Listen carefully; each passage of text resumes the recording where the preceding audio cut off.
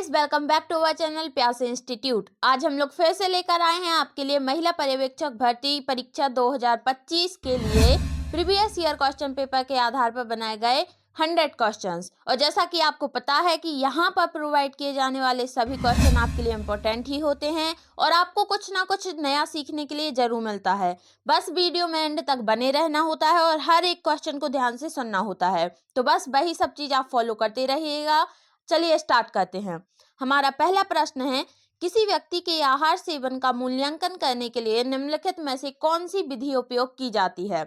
24 घंटे की आहार स्मृति, कच्चे खाद्य पदार्थों का भार मापन, खाद्य बारंबारता, प्रश्नावली या उपरोक्त सभी। तो आहार सेवन का मूल्यांकन करने के लिए इन सभी का नोट किया जाता है, तो इसका आंसर हो जाएगा डी।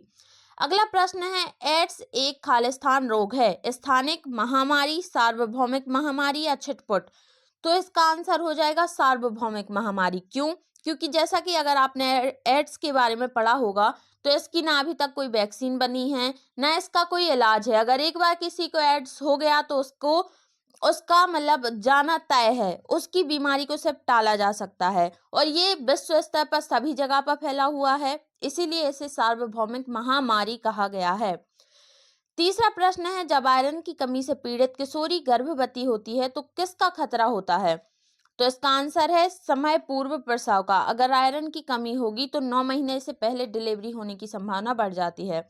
अगला प्रश्न है, गर्भावस्था के पहले और दौरान यानी दूसरे महीने के दौरान आयोडीन की कमी से नवजात शिशु में क्या समस्या हो सकती है? तो क्रेटेनिज्म। जैसा कि अगर आपने हमारी पिछली वीडियोस को देखा है तो आपको पता होगा कि आयोडीन की कमी से क्रेटेनिज्म होता है। अगला क्वेश्चन है, खाद्य उपयोगिता किस पर निर्भर करती है? जैव उपलब्धता, सुरक्षित पेयजल, स्वच्छता या उपरोक्त सभी? तो इसका आंसर है उपरोक्त सभी। हमारा नेक्स्ट क्वेश्चन है, 2015 के वैश्विक भूख सूचकांक रिपोर्ट के अनुसार भारत की रैंकिंग क्या थी? यानी भुखमरी के मामले में भारत कौन से नंबर पर था? तो 20वें नंबर पर था। अगला प्रश्न है, टाइफाइड रोग का कारण बनने वाला जीवाणु कौन सा है? यानी टाइफाइड किससे होता है? तो साल्मोनेला टाइफी से होता है। अगला है, मेरा एस्मस रोग, मरासमस रोग यानी कि मरासमस रोग से पीड़ित बच्चों में निम्नलिखित में से कौन सा लक्षण नहीं दिखता है? सामान्यीकृत ऑडेमा, सामान्यीकृत ऑडेमा उनमें नहीं दिखता है। अगला क्वेश्चन है, गर्भावस्था के दौरान भ्रूण की वृद्धि को कौन प्रभावित करता है? पोषण की स्थिति, स्वच्छता, आनुवांशिकता, उपरोक्त सभी? तो इसका आंसर हो जाएगा उपरोक्त सभी। हमारा नेक्स्ट क्वेश्चन है, निम्नलिखित में से कौन सा रोग विषाणु के कारण होता है? तो रेबीज और मम्स ये विषाणु यानी वायरस के कारण होते हैं, तो इसका आंसर हो जाएगा हैजा, टीवी, टाइफाइड, टिटेनस ये सारे जीवाणु के द्वारा होते हैं। हमारा नेक्स्ट क्वेश्चन है, पोषण स्थिति का आकलन करने के लिए नव विज्ञान मापन जैसे ऊंचाई, वजन, त्वचा की मोटाई किसका संकेत देते हैं? पोषण की स्थिति का आकलन करने के लिए पेलाग्रा, बायोटिन की कमी, पोषण स्थिति, डर्मेटाइटिस? तो इसका आंसर है पोषण स्थिति। हमारा नेक्स्ट क्वेश्चन है, खेसारी दाल में पाया जाने वाला विषैला पदार्थ कौन सा है जिससे लेथिरिज्म रोग होता है? तो क्या है? बीटा ऑक्सली अमीनो एलानिन, यानी कि एलानिन जो अमीनो अम्ल है वो इसके लिए उत्तरदायी है। हमारा अगला प्रश्न है, एक प्रमुख पोषक तत्व जिसका मुख्य कार्य ऊतक वृद्धि और रखरखाव है। देखिए, क्वेश्चन मिसप्रिंट हो सकते हैं लेकिन फिर भी मैं आपको उसका सही वो मीनिंग बता देती हूँ। अगला है, क्या है? एक प्रमुख पोषक तत्व जिसका मुख्य कार्य ऊतक वृद्धि और रखरखाव है, उस पोषक तत्व का नाम बताना है, तो वो है प्रोटीन।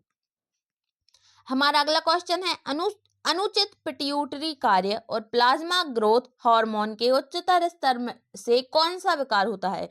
यानी कि ग्रोथ हार्मोन, वृद्धि हार्मोन अगर ज्यादा हो जाए तो क्या होगा? तो पीईएम होगा। पीईएम जानते हैं, आपकी अति वृद्धि हो जाएगी। हमारा अगला क्वेश्चन है, गलसुआ यानी कि मांस संक्रमण किस ग्रंथि में होता है? कौन सी ग्रंथि में होता है? तो पैरोटिड ग्रंथि में होता है।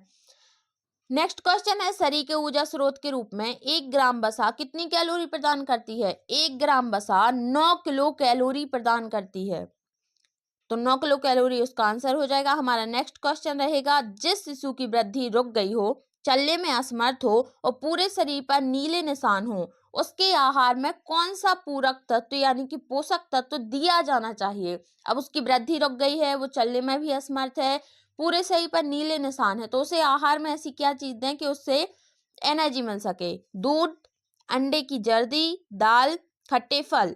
तो इसका है खट्टे फल। खट्टे फल में विटामिन सी होता है, इसीलिए उसे खट्टे फल दिए जाने चाहिए। हमारा नेक्स्ट क्वेश्चन है, टीबी के उपचार का लक्ष्य क्या है? उपचार दर को बढ़ाना, पुनरावृत्ति को कम करना, दवा प्रतिरोध को रोकना। तो इसका आंसर है उपरोक्त सभी। दवा प्रतिरोध को रोकना इन द सेंस कि उसके साइड इफेक्ट को कम करना। 19वां प्रश्न है, भारत सरकार द्वारा 1970 में शुरू किया गया बालवाड़ी पोषण कार्यक्रम कितना कैलोरी सप्लीमेंट प्रदान करता है? बालवाड़ी यानी कि आंगनवाड़ी पोषण कार्यक्रम शायद कैलोरी सप्लीमेंट प्रदान करता है, तो 300 किलो कैलोरी उसमें देता है कैलोरी सप्लीमेंट के रूप में। हमारा नेक्स्ट क्वेश्चन है, गर्भाधान पूर्व और प्रसव पूर्व नैदानिक तकनीकों पर कानून का मुख्य उद्देश्य क्या है? गर्भाधान के पूर्व यानी कि कंसीव करने के पहले और प्रसव पूर्व यानी कि डिलीवरी के पहले कौन सी तकनीकों पर कानून का मुख्य उद्देश्य है? महिला भ्रूण हत्या को रोकना, जन्म से पहले लिंग पहचान को रोकना, जोड़ों को परामर्श देना। तो ये सारे जो हैं हमारे मुख्य उद्देश्य के अंतर्गत आते हैं, इसलिए इसका हो जाएगा डी। अब पोषण और स्वास्थ्य से जुड़े प्रश्न। 21वां प्रश्न है, स्वस्थ और सुपोषित वयस्कों की ऊर्जा आवश्यकताएं किसके बराबर होती हैं? कुल ऊर्जा व्यय, आंशिक ऊर्जा व्यय, अपूर्ण ऊर्जा व्यय, इनमें से कोई नहीं। तो इसका आंसर हो जाएगा कुल ऊर्जा व्यय। अगला क्वेश्चन है, गोइट्रोजेंस थायराइड ग्रंथि में किस तत्व के उपयोग में बाधा डालता है?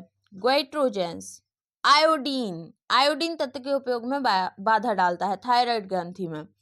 हमारा नेक्स्ट क्वेश्चन हो जाएगा, ऊपरी भुजा की मध्य परिधि यानी कि MUAC के आधार पर कुपोषण को कैसे वर्गीकृत किया जाता है? कुपोषण कैसे अपन बताएंगे कि ये कुपोषित है व्यक्ति? तो 12.5 सेंटीमीटर से कम गंभीर कुपोषण के अंतर्गत आता है।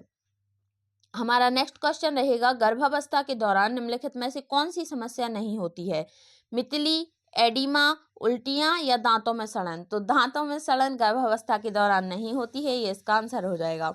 हमारा नेक्स्ट क्वेश्चन है, विटामिन ए जिसे रेटिनॉल कहा जाता है मुख्य रूप से किस स्रोत से प्राप्त होता है? विटामिन ए हमें किससे मिलता है? पौधों से, पशु उत्पादों से, कवक से या इनमें से कोई नहीं? तो पशु उत्पादों से रेटिनॉल मिलता है विटामिन ए, यानी कि दूध, दही, मक्खन, इन सब चीजों से। 26वां प्रश्न है, गर्भावस्था के अच्छे परिणाम के लिए गर्भवती महिलाओं में कौन सा पूरक दिया जाना चाहिए? गर्भावस्था के अच्छे परिणाम के लिए गर्भवती महिला में क्या दिया जाना चाहिए? आयरन और folic acid, vitamin A, vitamin D, vitamin के। तो आयरन और फॉलिक एसिड होना चाहिए। आयरन और फॉलिक एसिड रहेगा तो हीमोग्लोबिन अच्छा रहेगा। हीमोग्लोबिन अच्छा है तो आपके बॉडी में ब्लड बढ़िया है, और ब्लड ही तो सारे पोषक तत्वों का परिवहन करता है। तो एक वो गर्भवती महिला जो रहेगी वो पोषण युक्त रहेगी, इसीलिए उसका आंसर हो जाएगा फॉलिक एसिड और आयरन। 27वां प्रश्न है, बॉडी मास इंडेक्स BMI की गणना कैसे की जाती है?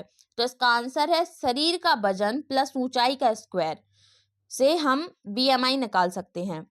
नेक्स्ट क्वेश्चन है, वृद्धि लोगों में हड्डियों के टूटने और कैल्शियम की कमी की संभावना सबसे अधिक होती है, इसे क्या कहते हैं? वृद्ध लोगों में हड्डियों के टूटने की जो कैल्शियम की कमी की संभावना वो अधिक होती है, तो उसे बोलते हैं ऑस्टियोपोरोसिस। और ये क्यों होती है? क्योंकि धीरे धीरे समय के साथ वो फास्फोरस की कमी हो जाती है हड्डियों में, और कैल्शियम की कमी तो हो ही जाती है, जिसके कारण उन पर थोड़ा सा भी तनाव होने पर वो जल्दी टूट जाती हैं। इसलिए वृद्ध लोगों में ये सब कुछ होने लगता है, कैल्शियम कमी, फास्फोरस की कमी के दौरान। ठीक है। 29वां प्रश्न है, अधिक कैलोरी और कम शारीरिक गतिविधि के कारण कौन सी समस्या उत्पन्न हो सकती है? अधिक कैलोरी और कम शारीरिक गतिविधि यानी आप पोषण तो बढ़िया ले रहे हैं लेकिन मेहनत कम कर रहे हैं, तो क्या हो सकता है? मोटापा हो सकता है। तो इसका आंसर हो जाएगा मोटापा, ओबेसिटी। हमारा नेक्स्ट क्वेश्चन, आपको बस ध्यान से सुनते जाना है, और अगर आपको कोई भी चीज, कोई भी डाउट हो तो कमेंट सेक्शन में लिखना ना भूलें। हमारा नेक्स्ट क्वेश्चन रहेगा, विटामिन B12 की कमी किस समस्या का कारण बनती है? आयरन की कमी से एनीमिया, पर्नीशियस एनीमिया, सांसों की दुर्गंध, दांतों की सड़न। तो इसका हो जाएगा पर्नीशियस एनीमिया। हमारा नेक्स्ट क्वेश्चन रहेगा, नवजात शिशु को जन्म के पहले 6 महीनों तक क्या देना चाहिए? जन्म के पहले 6 महीनों तक बोतल से दूध दे ही नहीं सकते, ठोस आहार, केवल माँ का दूध, फार्मूला दूध, केवल माँ का दूध। हमारा नेक्स्ट क्वेश्चन रहेगा, पंचभोज्य समूह योजना किस मानक के आधार पर पोषण आवश्यकताओं को पूरा करने की योजना बनाती है? पंचभोज्य समूह योजना, आरडीए, यूएन, यूनेस्को, उपरोक्त सभी। तो इसका ये जो पंचभोज्य योजना है वो अनुशंसित आहार भत्ता के मानक के आधार पर पोषण आवश्यकताओं की योजना बनाती है। तो इसका आंसर हो जाएगा आरडीए। हमारा नेक्स्ट क्वेश्चन रहेगा, फास्फोरस किसके निर्माण में महत्वपूर्ण भूमिका निभाता है? तो जैसा मैंने आपको ऊपर बताया, हड्डियों और दांतों के निर्माण में, तो इसका आंसर हो जाएगा हड्डियां और दांत। कैल्शियम और फास्फोरस हड्डियों के निर्माण में बहुत महत्वपूर्ण रोल प्ले करते हैं। ठीक है। 34वां प्रश्न है, निमोनिया के कारण कौन सी जटिलताएं हो सकती हैं? हृदय गति में वृद्धि हो सकती है, सांस लेने में कठिनाई हो सकती है, उपरोक्त दोनों या इनमें से कोई नहीं? तो उपरोक्त दोनों। सांस लेने में भी दिक्कत हो सकती है और हार्ट रेट भी बढ़ सकती है। हमारा नेक्स्ट क्वेश्चन रहेगा, एंगुलर स्टेमोटाइटिस, ग्लोसाइटिस और चिलोसिस किस विटामिन की कमी के लक्षण हैं? कैल्शियम, राइबोफ्लेविन, जिस राइबोफ्लेविन बोलते हैं विटामिन B12 को, विटामिन सी या विटामिन डी? तो राइबोफ्लेविन, विटामिन B12। हमारा नेक्स्ट क्वेश्चन है, निम्नलिखित में से कौन सा संक्रामक है? मधुमेह, डिप्थीरिया, क्वासियोरकर, मरासमस? तो डिप्थीरिया जो है वो संक्रामक रोग है। हमारा नेक्स्ट क्वेश्चन है, विटामिन के की कमी से कौन सा लक्षण उत्पन्न हो सकता है? विटामिन के की कमी से रक्तस्राव, वजन बढ़ना, पोलियो, टीबी? देखिए, विटामिन के क्या करता है, रक्त का थक्का बनाने में मदद करता है। अब विटामिन के की अगर कमी हो गई है तो चोट लगने पर घाव नहीं भरेगा, जिससे रक्तस्राव होता रहेगा, तो इसीलिए इसका आंसर रहेगा रक्तस्राव। नेक्स्ट क्वेश्चन है, डेंगू बुखार की रोकथाम के लिए क्या आवश्यक कदम उठाए जाने चाहिए? पर्यावरण सुरक्षिता, मच्छर प्रतिरोध का उपयोग, उचित वस्त्र पहनना, उपरोक्त सभी? तो इसका डेंगू को कम करने के लिए ये सारी चीजें आप अपना सकते हैं, इसलिए ऑप्शन नंबर डी इसका आंसर हो जाएगा। नेक्स्ट क्वेश्चन है, नवजात शिशुओं में ऊर्जा की आवश्यकता अधिक क्यों होती है? क्यों होती है? तीव्र वृद्धि के लिए होती है, तो तीव्र वृद्धि इसका आंसर हो जाएगा। हमारा नेक्स्ट क्वेश्चन रहेगा, गर्भवती महिला यदि संतुलित आहार ले और नियमित व्यायाम करे तो किस प्रकार की डिलीवरी की संभावना अधिक होगी? सामान्य प्रसव की? तो सिजेरियन की तो फिर जरूरत ही नहीं पड़ेगी, तो सामान्य प्रसव इसका आंसर हो जाएगा। हमारा नेक्स्ट और थोड़ा इंटरेस्टिंग क्वेश्चन रहेगा, पर्दा या घूंघट प्रथा से किस विटामिन की उपलब्धता प्रभावित होती है? तो ऑब्वियस सी बात है कि विटामिन डी, क्योंकि अगर पर्दे में रहेगी कोई भी लड़की तो उसको सूर्य का प्रकाश डायरेक्ट नहीं मिल पाएगा, जिसकी वजह से उसके शरीर में विटामिन डी की कमी हो सकती है। नेक्स्ट क्वेश्चन है, सार्वजनिक वितरण प्रणाली पीडीएस के तहत कौन कौन से प्रमुख उत्पाद वितरित किए जाते हैं? तो सार्वजनिक वितरण प्रणाली में गेहूं, चावल, चीनी और मिट्टी का तेल ये दिया जाता है, इसे राशन कहा जाता है शायद।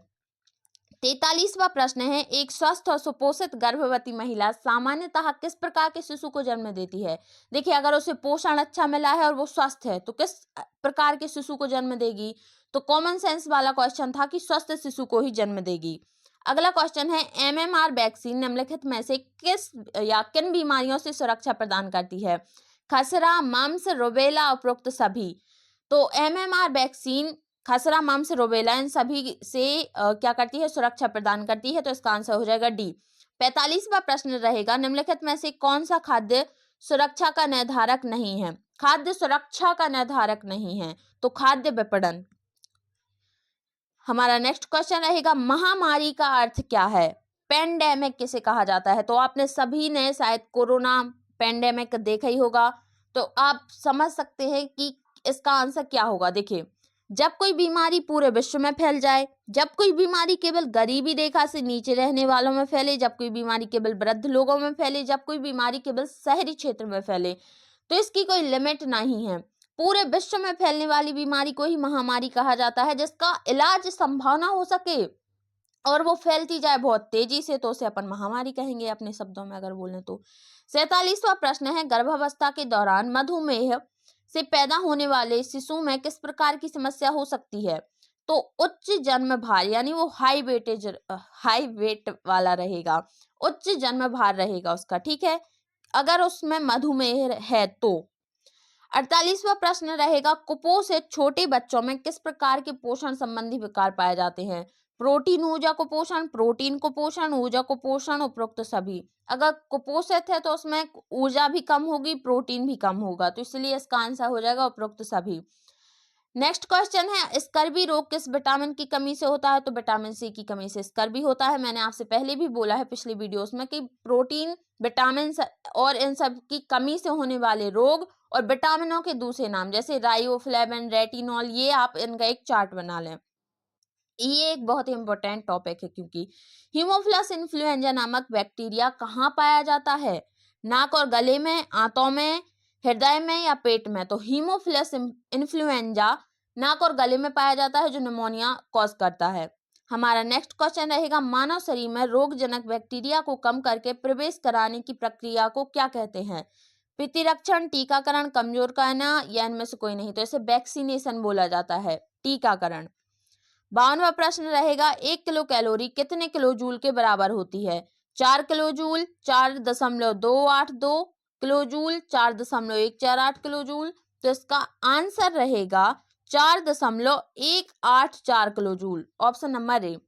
हमारा नेक्स्ट क्वेश्चन है, हाल के अध्ययनों के अनुसार नवजात शिशुओं के भोजन में डीएचए और एराकिडोनिक एसिड को क्यों शामिल किया गया है? क्यों शामिल किया गया है? हड्डियों के विकास के लिए, यकृत के विकास के लिए, मस्तिष्क के विकास के लिए या फिर आंखों के विकास के लिए? तो इन दोनों चीजों को मस्तिष्क के विकास के लिए भोजन में दिया जाता है, तो इसका आंसर हो जाएगा option number C. Next question है, किशोरावस्था में आयोडीन की कमी से कौन सा विकार हो सकता है? किशोर हाइपोथायराइडिज्म, पीईएम, पर्नीशियस एनीमिया या स्कर्वी? तो आयोडीन की कमी से एक तो होता है क्रेटेनिज्म और दूसरा होता है किशोर हाइपर थायराइडिज्म, क्योंकि आयोडीन थायराइड ग्रंथि से रिलेटेड होती है। 55वां प्रश्न है, निम्नलिखित में से कौन सा एक मोनोसैकेराइड है? लैक्टोज, माल्टोज, गैलेक्टोज या फिर रेफिनोज?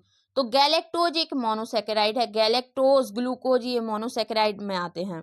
हमारा अगला प्रश्न है, भारत में दहेज निषेध अधिनियम कब लागू किया गया था? 1970 में, 1971 में, 1969 में या 1961 में? तो 1961 में दहेज निषेध अधिनियम यानी कि दहेज लेना अपराध है, इस टाइप का नियम पारित किया गया था, ठीक है, तो 1961 में। अगला क्वेश्चन है, CTRL प्लस एक्स किस क्रिया को दर्शाता है? कट को दर्शाता है। कंप्यूटर से रिलेटेड क्वेश्चन है, CTRL plus x. Next question है, गर्भावस्था के दौरान शराब के सेवन से होने वाली समस्याओं को क्या कहा जाता है? अगर कोई गर्भवती महिला शराब का सेवन करती है तो उसे किस टाइप की समस्याएं हो सकती हैं? Facial abnormality syndrome, father absence syndrome, fetal ammonia syndrome, fetal alcohol syndrome? तो फीटल अल्कोहल सिंड्रोम हो सकता है उसे। हमारा नेक्स्ट क्वेश्चन रहेगा, जिला परिषद का प्रमुख कौन होता है? चेयरमैन, जिला मजिस्ट्रेट, ग्राम प्रधान या पार्षद? तो जिला परिषद का प्रमुख तो जिला मजिस्ट्रेट ही होगा, तो इसका आंसर हो जाएगा जिला मजिस्ट्रेट। ओके, फिर हमारा नेक्स्ट क्वेश्चन रहने वाला है, यदि लिली को कमल, कमल को गुलाब, गुलाब को सूरजमुखी और सूरजमुखी को गेंदा कहा जाए तो भारत का राष्ट्रीय फूल कौन सा होगा? देखिए, हमारा भारत का राष्ट्रीय फूल क्या है? कमल, और कमल को यहाँ पे गुलाब बोला जा रहा है, तो हमारे क्वेश्चन का आंसर भी क्या रहेगा? गुलाब, तो इसका आंसर हो जाएगा गुलाब। हमारा नेक्स्ट क्वेश्चन रहने वाला है, भारत में प्रशिक्षण और यात्रा प्रणाली यानी कि ट्रेनिंग एंड विजिट सिस्टम किस वर्ष शुरू की गई थी? 1974 में, 75 में, 76 में या 77 में? तो 1974 में, इसका आंसर हो जाएगा। ICT का पूरा नाम क्या है? अगला क्वेश्चन है, ICT का पूरा नाम क्या है? तो इसका आंसर है सूचना और संचार टेक्नोलॉजी, सूचना और संचार टेक्नोलॉजी इसका आंसर हो जाएगा। फिर इसके बाद में हम आगे बढ़ेंगे और हमारा अगला क्वेश्चन होगा, घरेलू हिंसा से महिलाओं की सुरक्षा अधिनियम किस वर्ष पारित किया गया था? घरेलू हिंसा से महिलाओं की सुरक्षा अधिनियम किस वर्ष पारित किया गया था? 2000 में, 2005 में, 2010 में, 2015 में? तो 2005 में। देखिए, ये डायरेक्ट क्वेश्चन है, इसका या तो आप सही टिक करेंगे या गलत, यानी कि आपको ये डेट वगैरह है एक उसमें याद कर लेनी चाहिए कौन सा अधिनियम कब पारित किया गया था। फिर हमारा नेक्स्ट क्वेश्चन होने वाला है, राष्ट्रीय ग्रामीण स्वास्थ्य मिशन NRHM की शुरुआत किस वर्ष हुई थी? 2003 में, 4 में, 5 में या 6 में? तो 2005 में राष्ट्रीय ग्रामीण स्वास्थ्य मिशन की शुरुआत हुई थी। हमारा नेक्स्ट क्वेश्चन रहेगा, भारत सरकार में महिला एवं बाल विकास मंत्रालय किस नोडल मतलब किसका नोडल मंत्रालय है? सामाजिक कल्याण मंत्रालय, महिला एवं बाल विकास मंत्रालय, राष्ट्रीय महिला आयोग या इनमें से कोई नहीं? तो महिला एवं बाल विकास मंत्रालय इसका आंसर हो जाएगा। नेक्स्ट क्वेश्चन रहेगा, बाल विकास निषेध अधिनियम 1929 को किस अधिनियम ने प्रतिस्थापित किया? बाल विवाह करना अपराध है 1929 को जो नियम ये पारित हुआ था, इसे किसने बदला, प्रतिस्थापित यानी इसकी जगह किसने ली? बाल विवाह निषेध अधिनियम 1978 या फिर बाल विवाह निषेध अधिनियम 2006 या 1974? तो इसका आंसर हो जाएगा बाल विवाह निषेध अधिनियम 2006 ने इसे प्रतिस्थापित किया था। हमारा नेक्स्ट क्वेश्चन रहेगा, CTRL+X कमांड किसके लिए उपयोग की जाती है? कट के लिए। नेक्स्ट क्वेश्चन है या 75वां प्रश्न है, NAIP राष्ट्रीय कृषि नवाचार परियोजना किस वर्ष शुरू हुई थी? 2011 में, 2012 में, 2013 में, 2014 में? तो 2011 में राष्ट्रीय कृषि नवाचार परियोजना स्टार्ट हुई थी। फिर है CTRL+V किस कार्य के लिए उपयोग किया जाता है? CTRL+V किस कार्य के लिए उपयोग किया जाता है? अनुग्रुप, बोल्ड, बैक स्पेस या सेव? तो बोल्ड के लिए CTRL+V उपयोग किया जाता है।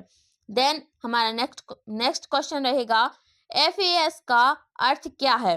Facial abnormality system, father absence syndrome, fetal ammonia, fetal alcohol?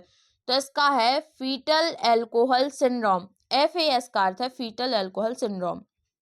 Then next question है, सामाजिक न्याय शब्द का पहली बार उपयोग कब किया गया था? सामाजिक न्याय शब्द का 1840 में, 1856 में, 1948 में या 1950 में? तो 1840 में इसका पहली बार यूज किया गया था इस वर्ड का। फिर दहेज निषेध अधिनियम किस वर्ष लागू किया गया था? डाउरी प्रोहिबिशन एक्ट 1969, 1961, 1971 या 1975? तो 1961 इसका आंसर हो जाएगा। ये थोड़ा इंपॉर्टेंट क्वेश्चन है। नेक्स्ट है, पंचायती राज अधिनियम में 73वां संशोधन किस वर्ष शुरू हुआ था? 1991 में, 1992 में, 1993 में या 1994 में? तो ये 1993 में स्टार्ट हुआ था। क्या पंचायती राज अधिनियम में 73वां संशोधन 1993 में किया गया था? हमारा नेक्स्ट क्वेश्चन हो जाएगा, CTRL+S का उपयोग किस लिए किया जाता है? सेव करने के लिए, सर्च करने के लिए, स्क्रीनशॉट लेने के लिए या सिलेक्ट करने के लिए? तो सेव करने के लिए CTRL+S का यूज किया जाता है। अभी तक के हमारे क्वेश्चन में CTRL+A, CTRL+B और CTRL+S का उपयोग अपन ने देख लिया है। हमारा नेक्स्ट क्वेश्चन है, रक्त का कौन सा घटक शरीर में ऑक्सीजन का परिवहन करता है? ऑक्सीजन के परिवहन के लिए RBC का यूज किया जाता है। ऑक्सीजन के लिए ही नहीं, कार्बन डाइऑक्साइड के लिए भी। तो देखिए 40 से 45% या इससे भी ज्यादा ऑक्सीजन का परिवहन किया जाता है। 7% कार्बन डाइऑक्साइड प्लाज्मा में घुलकर जाती है और 20 से 25% कार्बन डाइऑक्साइड RBC के द्वारा जाती है। तो RBC का रक्त के परिवहन में बहुत महत्वपूर्ण रोल है। ठीक है, तो इसका आंसर हो जाएगा RBC। भारत में पंचायती राज प्रणाली कितने स्तरों पर कार्य करती है? 1, 2, 3 या 4? तो 3 स्तरों पर पंचायती राज प्रणाली कार्य करती है। इसका आंसर हो जाएगा 3। नेक्स्ट क्वेश्चन है, विश्व पर्यावरण दिवस किस तिथि को मनाया जाता है? 5 मई, 5 जून, 5 जुलाई, 5 अगस्त? तो विश्व पर्यावरण दिवस 5 जून को मनाया जाता है। देन हमारा नेक्स्ट क्वेश्चन है, सेव सॉइल अभियान किस उद्देश्य से चलाया जा रहा है? जल संरक्षण, भूमि क्षरण को रोकना, वनों की कटाई को रोकना, जीव जंतुओं की सुरक्षा? तो सॉइल का मतलब होता है मिट्टी, तो भूमि क्षरण को रोकने के लिए यह अभियान चलाया जा रहा है।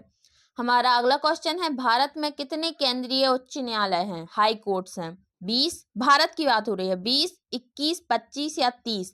तो 25 हाई कोर्ट हैं हमारे भारत में। हमारा अगला प्रश्न है, विश्व का सबसे बड़ा महासागर कौन सा है? अटलांटिक महासागर, हिंद महासागर, प्रशांत या आर्कटिक? तो विश्व का सबसे बड़ा महासागर है प्रशांत महासागर, तो सी इसका आंसर हो जाएगा। हमारा अगला प्रश्न है, यूनाइटेड नेशंस संयुक्त राष्ट्र का मुख्यालय कहाँ है? पेरिस में, जिनेवा में, न्यूयॉर्क में, वाशिंगटन DC में? तो न्यूयॉर्क में यूनाइटेड नेशन का मुख्यालय है। हमारा अगला प्रश्न है, ओजोन परत हमारे ग्रह को किस प्रकार की किरणों से बचाती है? ओजोन परत पराबैंगनी किरणों से बचाती है, तो UV रेस इसका आंसर हो जाएगा। अब हमारे अगले प्रश्न जो है वो सामान्य ज्ञान, विज्ञान, गणित, तर्क शक्ति से जुड़े हुए हैं। ठीक है, तो भारत का पहला उपग्रह कौन सा था? इनसैट, वने, रोहिणी, आर्यभट्ट, भास्कर। तो हमारा भारत का पहला उपग्रह था आर्यभट्ट। तो गाइस इसका आंसर हो जाएगा। अगला प्रश्न है, भारत में राष्ट्रपति का कार्यकाल कितने वर्षों का होता है? तो भारत में राष्ट्रपति का कार्यकाल 5 वर्ष का होता है। हमारा अगला प्रश्न है, निम्नलिखित में से कौन सी गैस वायुमंडल में सबसे अधिक मात्रा में पाई जाती है? नाइट्रोजन। 70 से 75% पाई जाती है शायद नाइट्रोजन। भारत की सबसे लंबी नदी, भारत की सबसे लंबी नदी गंगा नदी है और विश्व की नील नदी शायद। 105, भारत का पहला परमाणु परीक्षण कहाँ हुआ था? भारत का पहला परमाणु परीक्षण कहाँ हुआ था? 105वां प्रश्न है, लेकिन आप संख्या ना देखें क्योंकि आपको टोटल 100 क्वेश्चन ही दिए जाएंगे। भारत का पहला परमाणु परीक्षण कहाँ हुआ था?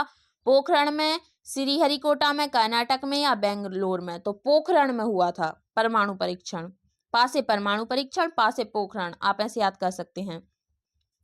एक दिन में पृथ्वी कितने डिग्री घूमती है? 360 डिग्री।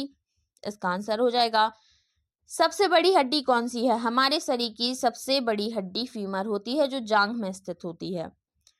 निम्नलिखित में से कौन सा ग्रह लाल ग्रह के नाम से जाना जाता है? तो मंगल ग्रह को लाल ग्रह के नाम से जाना जाता है। नेक्स्ट क्वेश्चन है, भारत में संविधान सभा के अध्यक्ष कौन थे? तो डॉक्टर राजेंद्र प्रसाद थे। जय जवान जय किसान का नारा किसने दिया था? जवाहरलाल नेहरू ने, लाल बहादुर शास्त्री ने, इंदिरा गांधी ने या महात्मा गांधी ने? तो लाल बहादुर शास्त्री ने। अगर आप ध्यान से सुने तो ये कुछ क्वेश्चन तो बहुत इंटरेस्टिंग होते हैं। अगला है ऑपरेशन फ्लड। ऑपरेशन फ्लड किससे संबंधित है? हरित क्रांति, श्वेत क्रांति, नीली क्रांति या बायोटेक क्रांति? तो श्वेत क्रांति ऑपरेशन फ्लड से संबंधित है। ठीक है, भारत में सबसे ज्यादा कॉफी का उत्पादन किस राज्य में होता है? कर्नाटक में, तमिलनाडु में, केरल में, असम में? तो देखिए, कर्नाटक में कॉफी बनती है और असम और केरल में चाय के बागान है। असम में तो है ही, असम में चाय के बागान है। तो कॉफी का उत्पादन कर्नाटक में। वाह, का से कॉफी और का से कर्नाटक, आप इसे भी ऐसे याद रख सकते हैं। हमारा नेक्स्ट क्वेश्चन रहेगा, रक्त समूह प्रणाली की खोज किसने की थी? ABC स्वेट ने, कार्ल लैंडस्टीनर ने, ग्रेगरी मेंडल ने या अलेक्जेंडर फ्लेमिंग ने? तो कार्ल लैंडस्टीनर ने ब्लड ग्रुप प्रणाली यानी AB और रक्त समूह प्रणाली की खोज की थी। हमारा नेक्स्ट क्वेश्चन है, मानव शरीर में सामान्य रक्तचाप या ब्लड प्रेशर कितना होता है? तो 120/80 होता है। 120 होता है 120 होता है प्रकुंचन दाब और 80 होता है अनुशीतलन दाब यानी सिस्टोल और डायस्टोल। हमारा नेक्स्ट क्वेश्चन है, साइबर क्राइम से संबंधित कानून भारत में किस अधिनियम के अंतर्गत आता है? साइबर क्राइम से तो IT अधिनियम 2000 के अंतर्गत आता है। हमारा नेक्स्ट क्वेश्चन रहेगा, भारत में किस वर्ष में पहली बार गणतंत्र दिवस मनाया गया था? तो 1950 में जब हमारा संविधान लागू हुआ था तब पहली बार गणतंत्र दिवस मनाया गया था, 26 जनवरी 1950 में। ओलंपिक खेल कितने वर्षों के अंतराल पर आयोजित किए जाते हैं? तो 4 वर्ष के अंतराल पर आयोजित किए जाते हैं। यूनाइटेड नेशंस डे कब मनाया जाता है? यूनाइटेड नेशंस डे 24 अक्टूबर को मनाया जाता है। तो 24 अक्टूबर इसका आंसर हो जाएगा। अगला है, बच्चों की संज्ञानात्मक कंजेनिटिव विकास से संबंधित सिद्धांत किसने दिया था?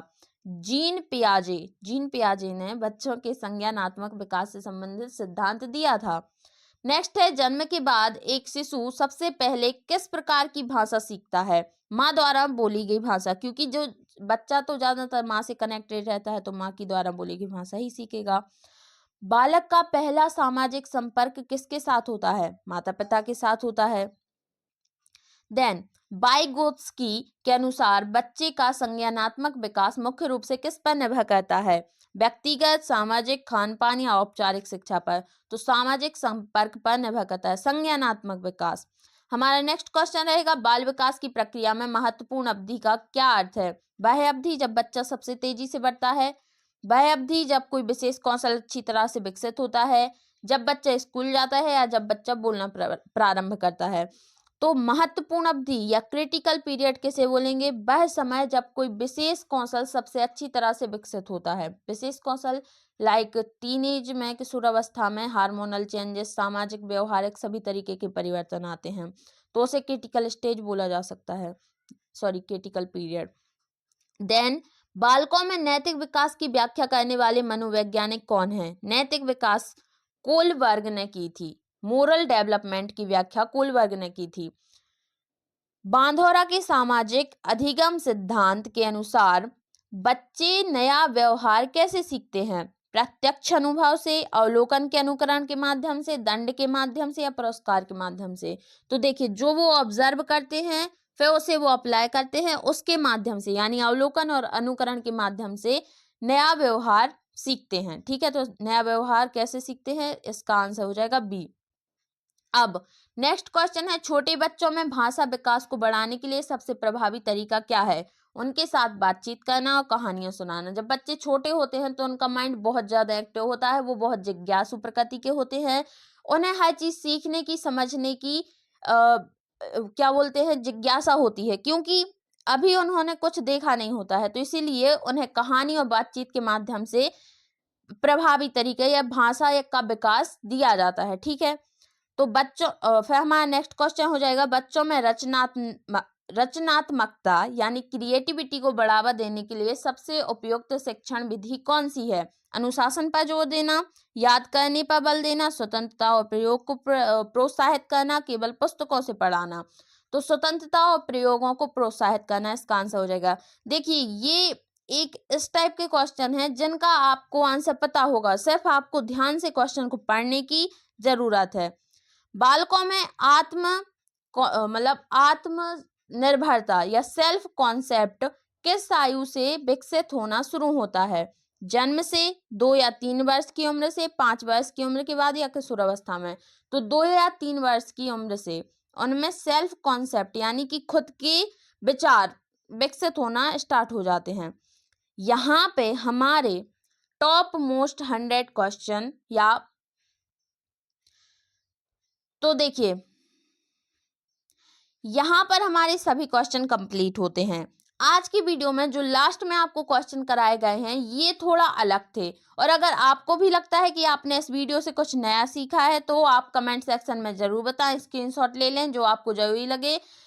इस वीडियो में इतना ही, मिलते हैं नेक्स्ट वीडियो में, तब तक के लिए पढ़ते रहिए। तो यहाँ पे हमारे सभी क्वेश्चन कंप्लीट होते हैं। अगर आपको वीडियो पसंद आई हो तो वीडियो को लाइक करना और चैनल को सब्सक्राइब करना ना भूलें। कुछ भी आपको नया सीखने को मिला हो तो कमेंट सेक्शन में जरूर बताएं। आज की वीडियो में इतना ही, मिलते हैं नेक्स्ट वीडियो में, तब तक के लिए धन्यवाद।